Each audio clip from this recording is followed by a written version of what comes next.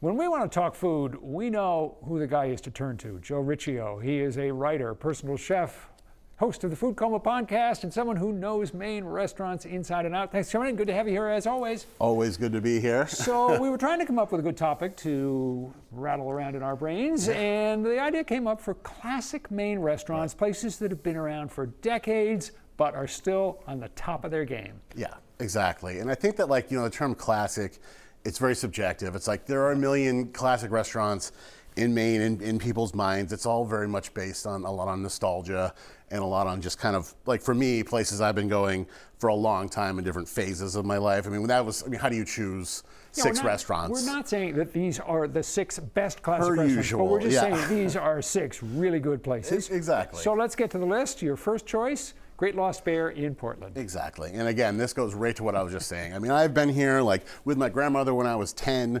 in my early 20s and my mid 30s, late 40s. How many restaurants can you say you've been to in that many phases? It's just it never changes.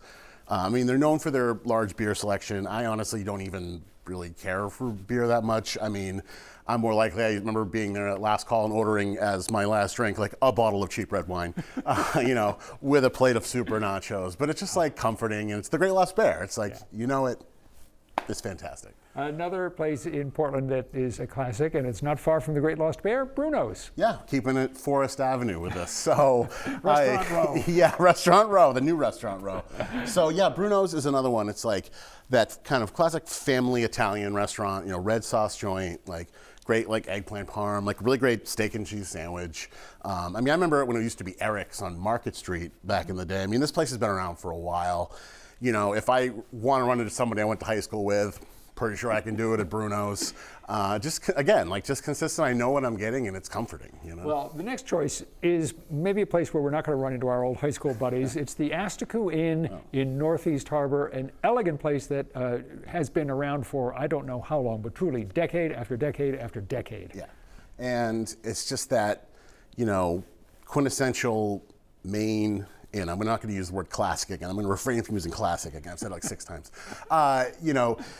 If you want your chowder and people who they have popovers. People who love popovers are obsessed with popovers. Yes. And they have other things on the menu, but it's people oh, I love the popovers there. And then they have the azalea garden. And if I'm comfortable risking cardiac arrest, I'll make the climb up to the thuya garden, which is up the hill, and it's gorgeous. It's just a beautiful property. Yeah, it's a lovely setting, great views. The whole thing, it feels like old-time Maine, Maine the way it used to be.